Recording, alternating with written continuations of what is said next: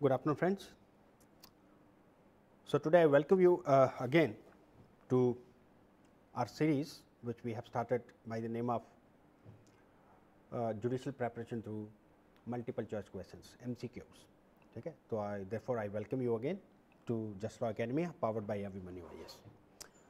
So friends, जैसे हमने पहले बात की थी कि इस सीरीज़ में हम हर एक सब्जेक्ट के मल्टीपल चॉइस क्वेश्चंस डिस्कस करेंगे सो दैट आपका जो प्रेपरेशन का होराइजन है वो ब्रॉडन हो और आपकी प्रैक्टिस हो, जिसके क्योंकि इन क्वेश्चंस को डिस्कस करते हुए जो और कंसेप्ट्स हमारे डेवलप होंगे, क्लैरिफाई होंगे और साथ में और लाइकली क्वेश्चंस उस क्वेश्चन से क्या पूछे जा सकते हैं, राइट, उसको भी हम टच करेंगे, राइट, और हमें पता लगेगा कि यस ये क्वेश्चन भी राइट बन सकता है जो क्वेश्चन हम डिस्कस कर रहे हैं, इससे एक्सिलरी क्वेश्चंस भी बन सकते हैं.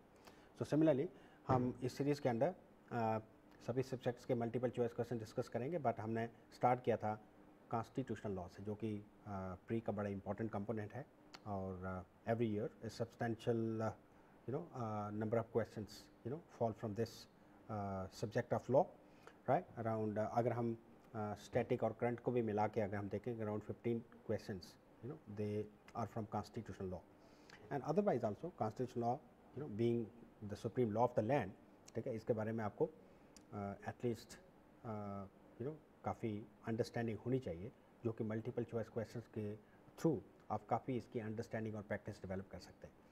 तो एक और हमने बात की थी कि इस सीरीज़ में हम हर कॉन्स्टिट्यूशन के टॉपिक वाइज मल्टीपल चॉइस कैसे MCQs डिस्कस करेंगे, राइट, क्रोनोलॉजिकल ऑर्डर में. अगर हम अपने कॉन्स्टिट्यूशन की क्रोनोलॉजी देखें तो हमने सबसे पहले डिस्कस किया था what you call as evolution of the constitution, या जिसको मेकिंग ऑफ द कॉन्स्टिट्यूशन कहते हैं. देन हमने नेक्स्ट डिस्कस किया था salient features of Indian constitution, उसके MCQs डिस्कस किए. देन थर्डली हमने डिस्कस किया था नेक्स्ट जो ऑर्डर में अगर हम देखें कॉन्स्टिट्यूशन की स्कीम को, तो हमने प्रीएम्बल के क्वेश्चन डिस्कस किए, राइट. अब हम बिल्कुल नेक्स्ट ऑर्डर में जो कॉन्स्टिट्यूशन के टॉपिक के MCQ डिस्कस कर रहे हैं उसका नाम है यूनियन एंड इट्स टेरिटरी. ठीक है, यूनियन एंड इट्स टेरिटरी, यहाँ से शुरू करेंगे. ठीक है, इनफैक्ट यहीं से प्रीएम्बल के बाद राइट इसी कॉन्स्टिट्यूशन के पार्ट से हमारा एक्चुअल कॉन्स्टिट्यूशन स्टार्ट होता है, बिकॉज ये यूनियन एंड इट्स टेरिटरी का जो टॉपिक है it is covered under articles 1 to 4 and part 1 of the constitution read with schedule 1. ठीक है, तो आपने पहले ही रखना पार्ट 1, यहाँ से हमारा कॉन्स्टिट्यूशन शुरू होता है, पार्ट 1. ठीक है, शेड्यूल 1, ठीक है, आर्टिकल्स 1 to 4. ठीक है, राइट. ऐसे ही हम सिटीजनशिप के क्वेश्चन डिस्कस करेंगे, जो कि हमारा पार्ट 2 होगा कॉन्स्टिट्यूशन का, and that will be covered under article 5 to 11. Similarly third part हम फंडामेंटल राइट्स डिस्कस करेंगे एंड सो ऑन. ठीक है, so this is how we shall be covering constitution law, ठीक है, in the chronological order with a wider discussion of multiple choice questions, right, जो कि हमने specially आपके लिए सेग्रीगेट किए हैं. ठीक है, और उनको हम डिस्कस करेंगे along with explanation, right, and ये भी ट्रेस करेंगे कि एक पर्टिकुलर टॉपिक के जो MCQs हम डिस्कस कर रहे हैं और उसके उस टॉपिक से क्या क्वेश्चन बन सकते हैं. So without wasting our time let's move on to our topic that is called union and its territory.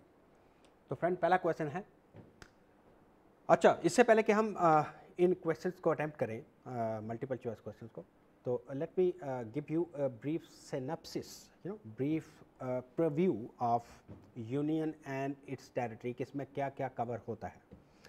तो यूनियन एंड इट्स टेरिटरी नाम से ही पता लगता है कि ये टॉपिक जो है हमारे कॉन्स्टिट्यूशन का, it describes about the Indian state, क्योंकि इंडिया का जो स्टेट है राइट वो किन कॉन्स्टिट्यूएंट यूनिट्स का बना है, राइट. तो हमें पता लगता है यूनियन एंड टेरिटरी से कि इंडिया, राइट, एक स्टेट जिसको कॉन्स्टिट्यूशन में भारत डिफाइन किया है, राइट, या इंडिया दो नाम से इसको डिफाइन किया है.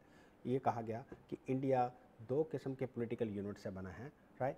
That is called as states, जिसके साथ सेंटर और स्टेट के बीच में पावर्स शेयर होती हैं, और एक ऐसी टेरिटरीज है जिनको यूनियन टेरिटरीज कहा गया कॉन्स्टिट्यूशन में, right, which are territories of the union, ठीक है, because they remain under the administrative control of the union government, ठीक है, ऑल्दो दे हैव सब्जेक्ट्स, ठीक है, just like states have in the state list, but these subjects for all practical purposes, ठीक है, they are administered by the union government, right. इन्हीं union territories में हमें 2 UTs, rather आप 3 UTs आप ये कह सकते हो, ठीक है, कि आपको एज पर द अपडेटेड जिसे कहते हैं कि अमेंडमेंट ऑफ द कॉन्स्टिट्यूशन, तो आपको ये पता लगेगा कि अब हमारे इसी यूनियन एंड इट्स टेरिटरी में 3 ऐसी यूटीज हैं, ठीक है, जो कि अपना लेजिस्लेचर रखती हैं, ठीक है, जिसमें दिल्ली तो पहले ही थी 1992 से 1991 1992, जिसको नेशनल कैपिटल टेरिटरी ऑफ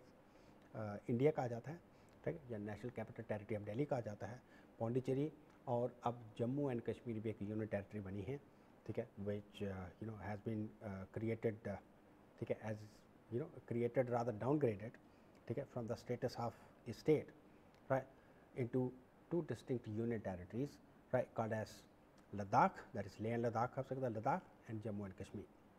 ठीक है, otherwise it used to be a complete state earlier, ठीक है, this happened on August 5, 2019, ठीक है, राइट, तो ये चीज़ हमें पता लगेगी। तो सबसे पहले हमें यूनियन और इस टेरिटरी में ये पता लगता है कि जो इंडिया है, राइट, उसमें 2 किस्म के पॉलिटिकल यूनिट्स हैं, एक को हम स्टेट कहते हैं और एक को हम यूनियन टेरिटरीज कहते हैं।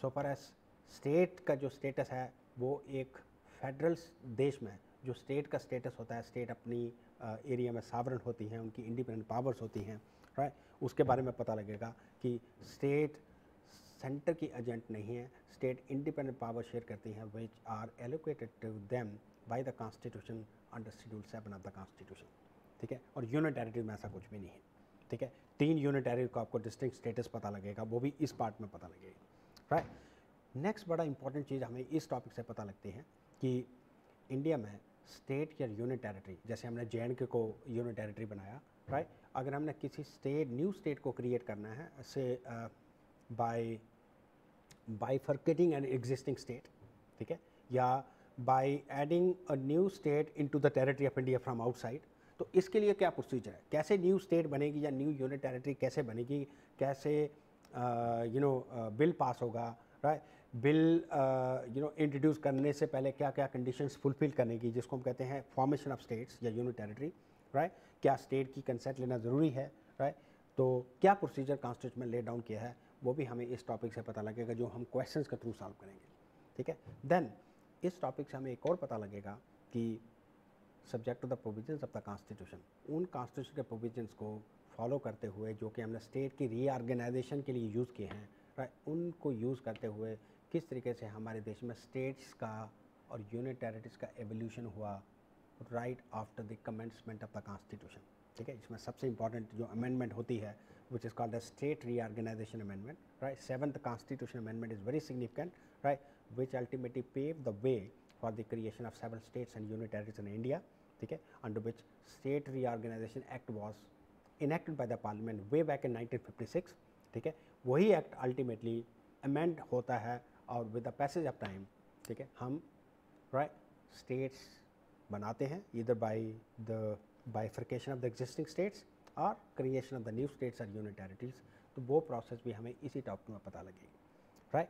तो पहले आपने याद रखना है कि आर्टिकल 1, 2, 3, 4 में यही लिखा है कि पहले तो इंडिया को डिफाइन किया है, यूनियन ऑफ इस टेरिटरी में इंडिया को डिफाइन किया है कि India that is Bharat is a union of states, right. Purposely constitution makers ने फेडरेशन वर्ड यूज़ नहीं किया है, ठीक है। उसका क्वेश्चन भी हम अटैम्प्ट करेंगे, जिसको जस्टिफाई करते हैं डॉक्टर BR अम्बेडकर कि हमें फेडरेशन वर्ड यूज़ करने की ज़रूरत इसलिए नहीं है, ठीक है, कि जैसे कनाडा, ठीक है, एक यूनियन ऑफ प्रोविंसेस है, राइट, इसलिए इंडिया को भी हम instead of calling it as a federation of states हम इसको यूनियन ऑफ स्टेट्स कह सकते हैं, ठीक है। But most importantly Ambedkar ji justify करते हैं कि इसलिए हम यूनियन ऑफ स्टेट्स कह रहे हैं बिकॉज इंडिया में जो स्टेट्स हैं, राइट, उनके बीच में कोई एग्रीमेंट नहीं हुआ, right, in order to be a part of the union, just like it happened in USA, wherein 13 colonies, 13 states, which were the colonies of the British empire, वो जब वहाँ से इंडिपेंडेंस अचीव करती है ना, then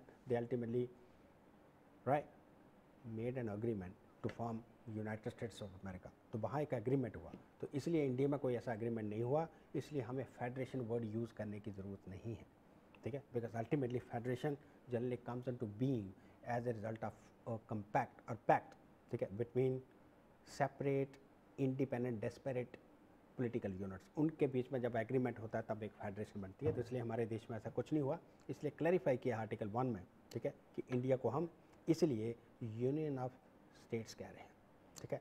then article 2 right parliament की powers को describe करता है कि पार्लियामेंट के पास पावर है कि किसी भी स्टेट को वो एडमिट कर सकती है, ठीक है, into the union of India, या इस्टेब्लिश कर सकती है new state right by acquiring a territory from outside, ठीक है, as per its own terms and conditions, ठीक है। उसके लिए राइट पहले लिख दिया कि इसके लिए हमें कोई कॉन्स्टिट्यूशनल अमेंडमेंट करने की ज़रूरत नहीं है।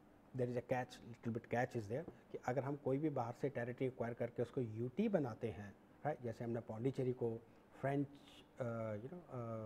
ऑक्यूपेशन से एक्वायर किया था, तब हमने कॉन्स्टिट्यूशन अमेंडमेंट की थी राइट।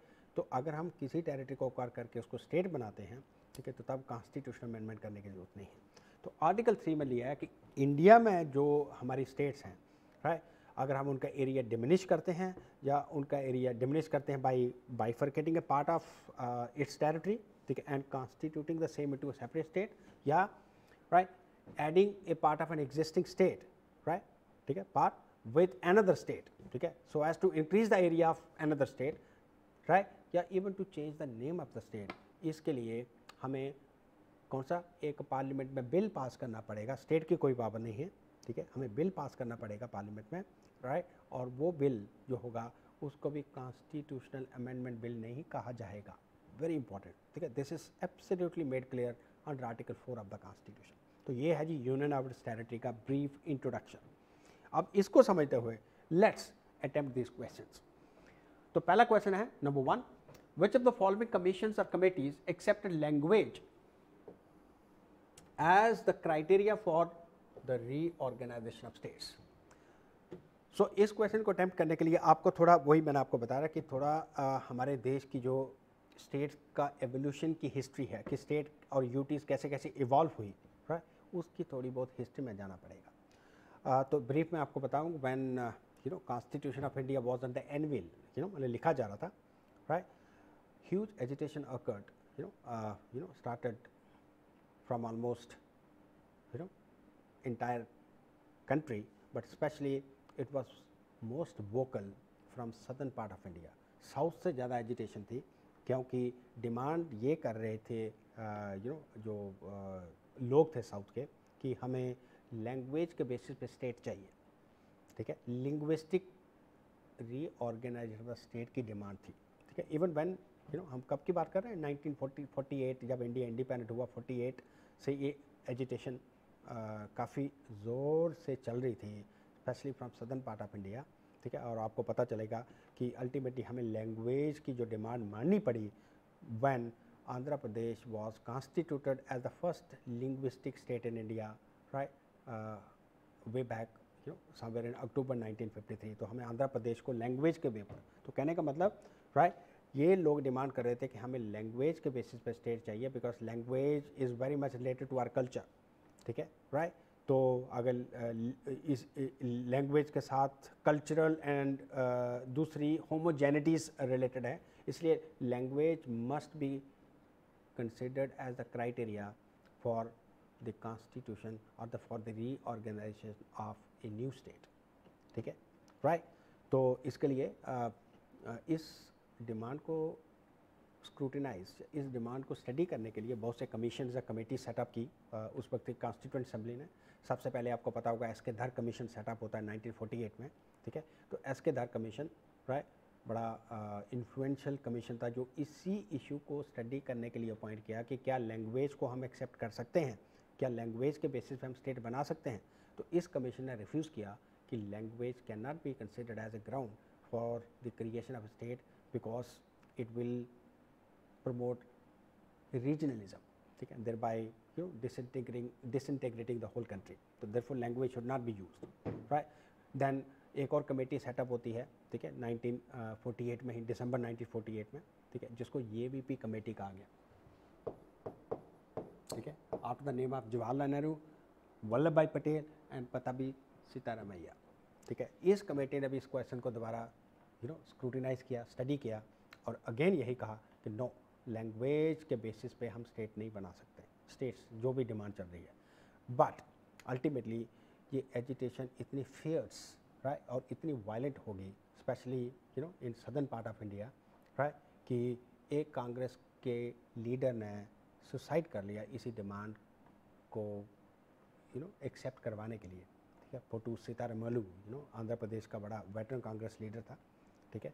तो इसी एजिटेशन के कि आंध्र प्रदेश को लैंग्वेज के तेलुगु स्पीकिंग की एक अलग स्टेट बनाया जाए बाय सेपरेटिंग इट, ठीक है, Telugu speaking area from the existing state of Madras, ये डिमांड थी, ठीक है।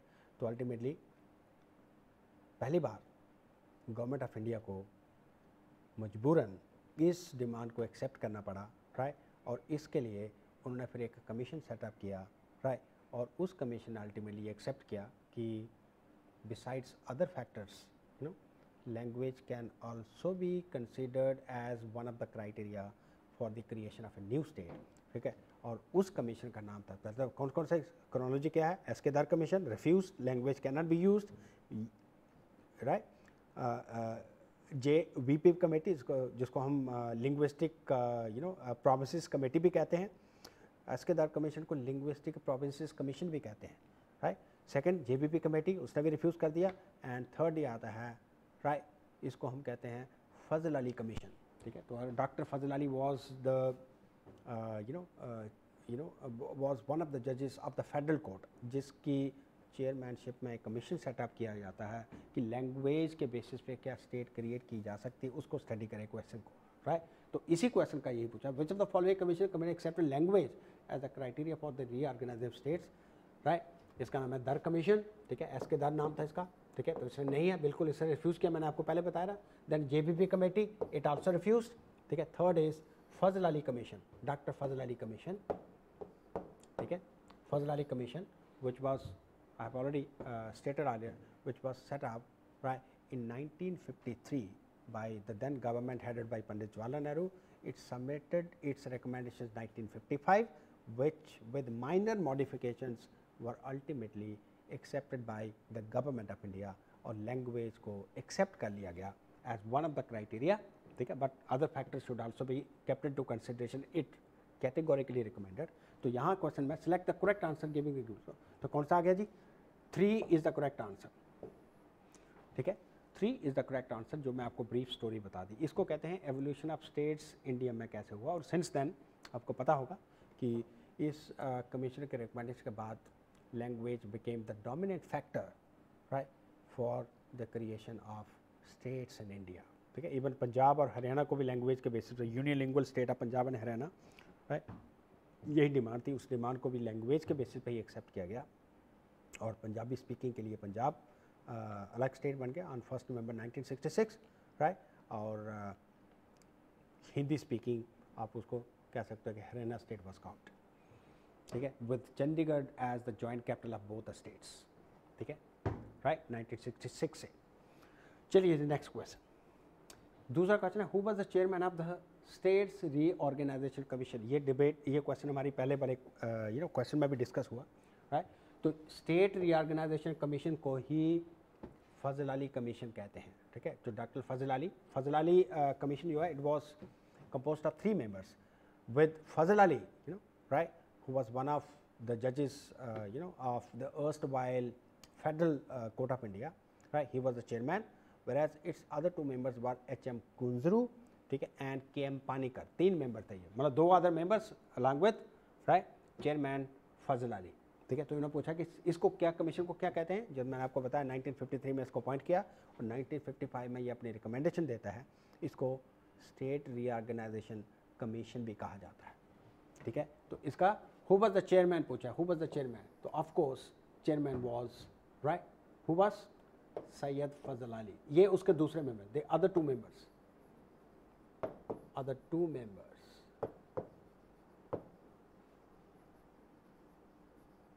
of the commission,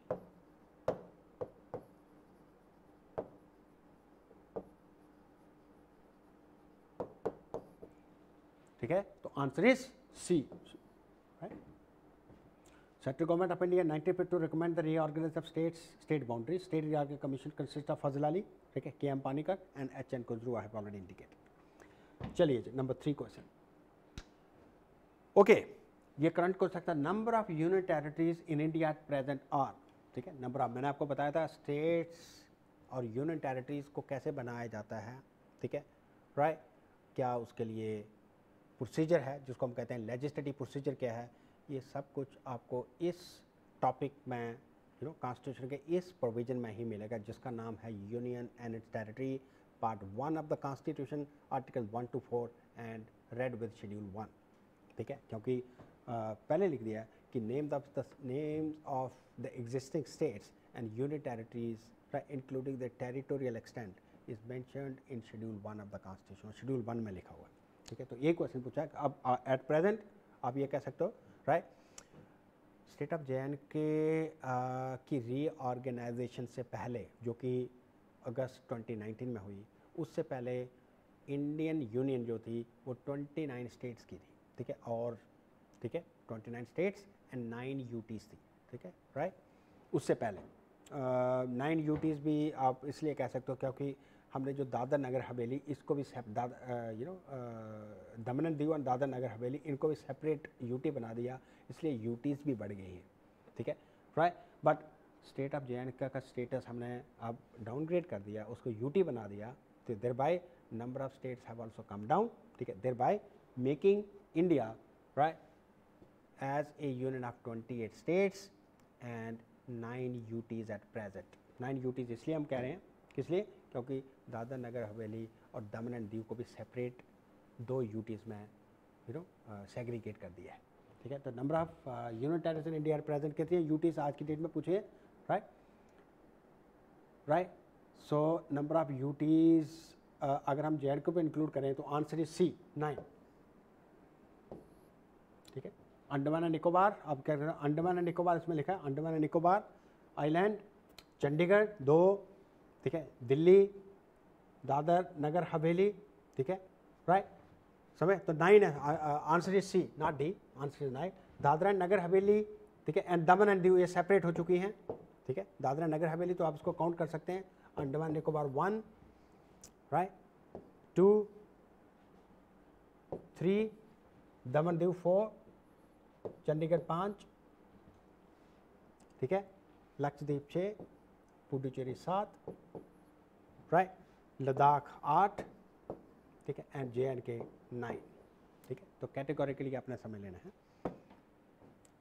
ठीक है, कैटेगोरिकली आपने समझ लेना है कि recently Daman and Diu, right, in the last session में इनको अल्टीमेटली क्रिएट किया गया, ठीक है, under the provisions of article 3 only, right, Daman and Diu और दादरा नगर हवेली को सेपरेट UT में सेपरेट कर दिया, otherwise earlier it used to be, right, single unit territory, तो इसलिए आपने याद रखना है 9, तो answer is categorically, answer is C, 9। चलिए जी, ठीक है, एंड कॉरस्पॉन्डिंगली अगर पूछे तो क्या, तो JNK स्टेट को हमने UT में कन्वर्ट कर दिया, तो thereby decreasing the number of states at present to 28 as against 29 earlier,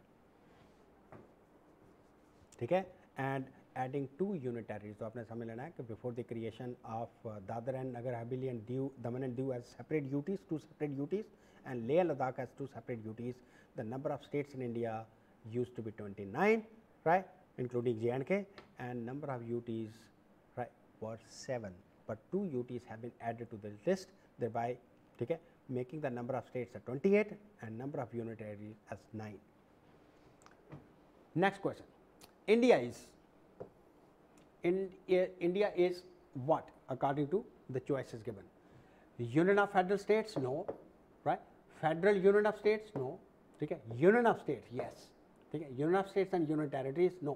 India as per the constitution, article 1 of the constitution defines India as a union of states, तो आप पूछोगे ये UTs का फिर नाम कहाँ मेंशन हुआ, तो आपको बोलो कि 2 वर्ड यूज़ किए आर्टिकल में, India that is Bharat shall be a union of states, ठीक है, and its territories shall comprise of those territories which do not form the part of the state. It means it refers to UTs and those territories which may be acquired from outside.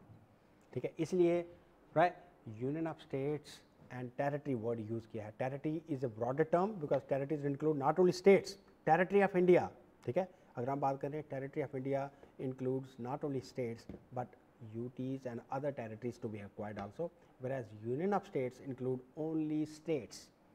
ठीक है, इसलिए word use किया है union and its territory. But as per the constitution right कौन से India is what, India is union of states. तो answer is C. Article Indian constitution defines India as India that is Bharat shall be a union of states. The states and the territories thereof लिखा ना, the states and the territories thereof shall be as per first schedule right. The territory of India, तो आपने ये दो term समझनी है. ठीक है कि राइट कॉन्स्टिट्यूशन में specifically right union of states and territory of India का वर्ड एक्सप्रेशन यूज़ किया है right so as to indicate that territory of India is a broader term. ठीक है, विच शैल कंप्राइज ठीक है the territories of the states. ठीक है, इसमें अलग territories of the state, UTs and other territories, other acquired territories, ये कुछ इंक्लूड होता है जिसमें. Next, although yes, this is done. Next, although Constitution of India is federal structure, right, the Constitution makers declared India a union of states because, बड़ा important question है right, कि although Constitution makers ने या Constitution जो Constituent Assembly के जो members थे उन्होंने कैटेगोरिकली ये कहा कि इंडिया एक फेडरेशन ही है. ठीक है, बेशक हमने फेडरल वर्ड यूज़ नहीं किया. ठीक है, क्योंकि इंडिया फेडरल इसलिए है क्योंकि there is a clear cut distribution of powers between centre and the states. ठीक है, देर इज़ रिटन कॉन्स्टिट्यूशन जो कि एक फेडरेशन के लिए बड़ी प्री कंडीशन इंपॉर्टेंट है right. There is an independent judiciary that is supreme court जो कि एक फेडरल कोर्ट का काम करती है to ensure a balance in the distribution of powers. And India is bicameralism right, that is there is an there is an house, there is a special chamber for the states where they can find representation. ठीक है, but they deliberately avoided the use of the term federation जो मैंने आपको पहले बताया था, जिसका answer doctor B.R. Ambedkar on the floor of constituent assembly देते हैं. और ये आंसर था राइट, यही आंसर था उनका. क्या क्यों हमने कहा India is a federal structure. in fact federalism is one of the basic features of Indian constitution, ये भी याद रखना है. बट हमने फेडरेशन वर्ड जानबूझ के नहीं यूज़ किया कॉन्स्टिट्यूशन में राइट. इसका एक आंसर था कि जैसे कनाडा ने फेडरल वर्ड यूज़ नहीं किया, बट इसका मतलब कनाडा फेडरेशन नहीं है, ये नहीं है.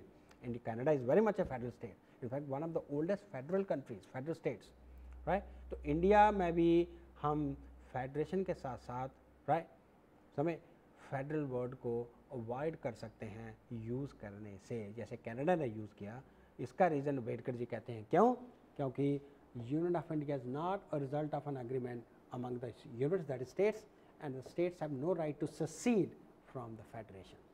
ठीक है, ये आंसर था अम्बेडकर जी का. तो तभी उन्होंने जस्टिफाई किया कि हम फेडरेशन वर्ड क्यों नहीं यूज़ कर रहे कॉन्स्टिट्यूशन में, हमने इंडिया को यूनियन ऑफ स्टेट्स क्यों कहा, तो उसका रीज़न ये था. तो इसलिए answer both are correct. Answer is C. This was what Dr. B.R. Ambedkar, because this was what Dr. B.R. Ambedkar said in the Constituent Assembly regarding the choice of the expression Union of States as against the Federation of States. Right. Next, under the Indian Constitution, important question, ये मैंने आपको पहले ही synopsis में बताया था कि under the Indian Constitution, right, states exist. अब ये कह सकते हो कि दिस इज़, अगर हम क्रिटिकली ऑब्जर्व करें तो ऐसा लगता है कि India is certainly a quasi federal because there is no guarantee of territorial existence of states. मतलब स्टेट की जो टेरिटोरियल इंटेग्रिटी है उसकी कोई गारंटी नहीं है राइट. ऑल्दो कहने और करने में बड़ा फ़र्क है. Having power is one thing and using that power is all together different thing. पर ये पक्का है कि स्टेट की बाउंड्री जो है वो पार्लियामेंट कभी भी राइट क्या कर सकती है, उसको आल्टर कर सकती है, इधर बाय डिमिनिशिंग, ठीक है, इधर बाय इंक्रीजिंग और even even to change the name of the state. तो ये सारी पार्लियामेंट की पावर है, स्टेट की कोई पावर नहीं है। As you find in countries like USA और ऑस्ट्रेलिया, वहाँ स्टेट की कंसेंट के बिना स्टेट की बाउंड्री को हाथ नहीं लगा सकते, ठीक है, राइट। तो यहाँ question under the Indian constitution, no territorial changes can be made in the boundaries of states, बिल्कुल नहीं, yes they can be made. Territorial changes in the boundaries of states can be made with the consent of the majority of the states, no, ठीक है। This is applicable in countries in federations like USA and Australia, right. Territorial changes can be made by the parliament after the approval of the majority of the state legislature had been obtained. No, ये भी नहीं है. The territorial changes in the boundaries of states can be made by the parliament by simple majority. Select the quiz, select the correct statement. तो answer D, ठीक है. मैंने आपको बताया था इसके लिए एक बिल इंट्रोड्यूस करना होता है जी, ठीक है. जैसे हमने J&K को डाउनग्रेड किया from the state, from the statehood to a union territory, तो एक बिल पास होता है जी. बस उसके लिए कंडीशन ये है, आर्टिकल 3 में लिखी है कि उसके लिए बिल इंट्रोड्यूस करने से पहले प्रेसिडेंट ऑफ इंडिया की रिकमेंडेशन लेनी पड़ेगी, which is nothing but it is the government of the day, उसकी रिकमेंडेशन है.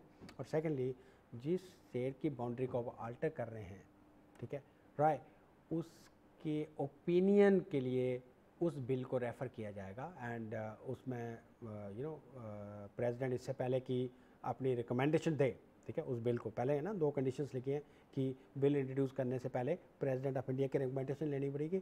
दूसरी कंडीशन है, before the president recommends such a bill to either house of the parliament, he must refer that bill, that proposal to the concerned state which is being affected, जिसकी boundary को alter कर रहे हैं, so as to seek और elicit its opinion. But at the end of the day, right, the final opinion या final से वो parliament की ही होगी, ठीक है, राइट.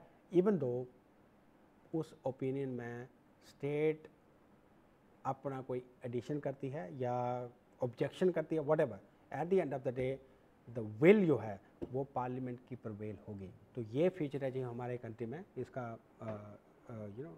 रैशनल कॉन्स्टिट्यूशन मेकर्स ने जस्टिफाई किया, ठीक है, राइट, कॉन्स्टिट्यूएंट असेंबली में, कि इसलिए हम इसका इतना सिंपल प्रोसीजर ये रख रहे हैं क्योंकि स्टेट की reorganisation specially on linguistic basis, ये डिमांड इस देश में फ्यूचर में भी अराइज होगी, ठीक है. इससे कि पहले इस डिमांड को फुलफ़िल करना इतना मुश्किल हो जाए, अगर हम स्टेट की कंसेंट की कंडीशन रखते हैं या कॉन्स्टिट्यूशन अमेंडमेंट का प्रोविज़न रखते हैं, राइट, तो ये बड़ा मुश्किल प्रोसेस हो जाएगा, राइट. इसलिए हम एक सिंपल मैकेनिज़्म या प्रोसीजर ले डाउन कर रहे हैं जिससे स्टेट की कोई से नहीं होगी so far as alteration of, right, boundary of a state is concern, ठीक है, जो कि यूएस और ऑस्ट्रेलिया में बिल्कुल डिफरेंट है because they are pure federation, ठीक है. बट फिर भी उन्होंने कहा कि right, having power of the parliament is one thing but to actually exercise the same is different thing. तो हम ये भरोसा कर रहे हैं कि पार्लियामेंट या कोई भी यूनियन गवर्नमेंट है वो कभी भी अपनी पावर को मिसयूज़ नहीं करेगी. बट ये प्रोविज़न उन्होंने फ्लेक्सिबल इसी पर्पज़ के लिए ले डाउन किया था. तो D is the answer. By law, Parliament can form a new state by separating territory from any state by merging 2 or more states. That you already know that. ठीक है, but इतना याद रखना कि ये कॉन्स्टिट्यूशनल अमेंडमेंट जिसको हम article 368 के अमेंडमेंट कहते हैं वो नहीं होगी. ये सिंपल मेजॉरिटी से बिल पास होगा जी दोनों हाउसेस में. एग्जैक्टली, कोई स्टेट की रेटिफिकेशन की भी ज़रूरत नहीं है. और सम टाइम कहा भी जाता है कि इंडिया सच में क्वाजी फेडरल है, यहाँ स्टेट की राइट टेरिटोरियल इंटेग्रिटी की भी गारंटी नहीं है. This is true anyway, but this is how constitution makers right foresightedly provided this provisions in order to fulfil certain ends, ठीक है, जो कि उन्होंने फोरसी किए थे. Next, who can admit to the union of India और territory which is not part of it. इसके लिए आपने आर्टिकल 2 याद रखना है जी. Article 2 categorically states that the Union Parliament is empowered to admit into the Union of India a new state or establish a new state as per its own terms and conditions. Right? तो Article 2 पहले ही है, ठीक है. तो Article 2 क्या कह रहा है? Who can admit to the Union of India a territory which is not part of it? ठीक है. Who can admit? तो किसकी पावर है? Is it the power of the president? Is it the power president with the concurrence of the territory concerned, or is it the power of the parliament, or none of these? तो of course मैंने आपको article 2 की definition बताई.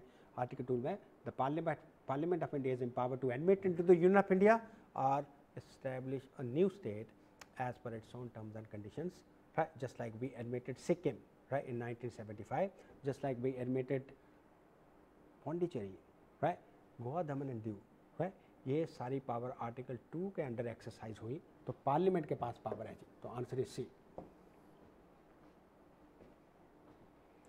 ठीक है, who can admit to the Union of India a territory which is not a part of it? It means we are talking about a territory, right, which is outside India. ठीक है, आपने recently देखा होगा, you know, recently we exchange certain territories with Bangladesh, ठीक है, और कुछ territory हमने बांग्लादेश को, जिसको कहते हैं exchange of enclaves, right, around 51 you know territories हमें बांग्लादेश से आई, ठीक है, हमने एडमिट की, राइट, और अराउंड 111 टेरिटरीज हमने बांग्लादेश को एक्सचेंज की। उसके लिए एक अमेंडमेंट होती है कॉन्स्टिट्यूशन में, याद रखना, उसके लिए अमेंडमेंट होती है, एक सुप्रीम कोर्ट की जजमेंट है रिबेरी यूनियन में, कि अगर कोई भी टेरिटरी आप अपनी इंडिया की, राइट, सीड कर रहे हैं to a foreign country, CED cede कर रहे हैं, तो उसके लिए कॉन्स्टिट्यूशनल अमेंडमेंट करनी होगी। ठीक है, उसके लिए, मगर अगर कोई टेरिटरी आप बाहर से एक्वायर करके इंडिया में एडमिट कर रहे हैं, जैसे लिखा ना, who can admit to the union of India territory, admit कर रहे हैं, तो उसके लिए कोई कॉन्स्टिट्यूशनल अमेंडमेंट नहीं है, एक सिंपल मेजॉरिटी से बिल पास होगा पार्लियामेंट में, और शेड्यूल 1 अमेंड होगा, याद रखना, वो तो अमेंड होगा ही। ठीक है, तो parliament is empowered. Next, which of the following state or states was the first to be created on linguistic basis in India? ठीक है, इसकी स्टोरी मैंने आपको पहले बता दी थी, आंध्र प्रदेश, ठीक है, which was carved out as a separate state for Telugu speaking people by separating Telugu dominated area from the then existing state of Madras। ठीक है, और ये होता है अक्टूबर 1953 में। ठीक है, जो मैंने आपको स्टोरी बताई, पहली बार लिंग्विस्टिक के बेसिस पे, लैंग्वेज के बेसिस पे स्टेट बनाई, और उसी के बेसिस पे हमने फिर स्टेट रीऑर्गेनाइजेशन कमीशन सेटअप किया, जिसने लैंग्वेज को एक्सेप्ट किया, ठीक है, as one of the criteria for the creation of new states. ठीक है, तो पहले कौन सा, बी, आंध्र प्रदेश। ये आपको स्टैटिक जीके में भी पूछा जा सकता है क्वेश्चन, इनफैक्ट आया भी है। ठीक है, राइट, तो Andhra Pradesh emerged the first linguistic state on November 1, 1953। Next,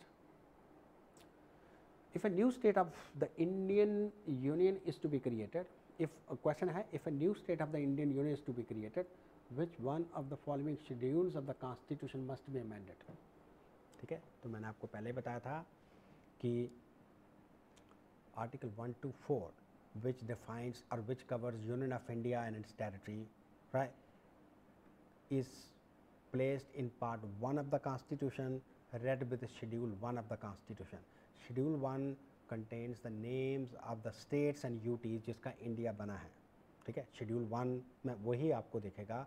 अगर हमने स्टेट ऑफ JNK कहा, अगर आप अमेंडेड कॉन्स्टिट्यूशनल टेक्स्ट अभी देखते हो, तो आपको स्टेट ऑफ JNK स्टेट की जगह UT नज़र आएगा in schedule 1 of the constitution as per the latest, right, reorganisation of the state, right. तो कौन सा अमेंड होगा जी कॉन्स्टिट्यूशन शेड्यूल, कौन सा कॉन्स्टिट्यूशन शेड्यूल अमेंड होगा? The first schedule of the constitution, because right, जैसे ही हम स्टेट रीऑर्गेनाइजेशन बिल इंट्रोड्यूस करते हैं पार्लियामेंट में, तो उसी बिल के साथ शेड्यूल 1 को अमेंड करने का भी प्रोविज़न उसी बिल में लिखा जाता है। ठीक है, राइट। कभी आपको नेक्स्ट टाइम क्वेश्चन आता है कि और कौन सा शेड्यूल अमेंड होगा, तो always remember that schedule 4 of the constitution will also be amended.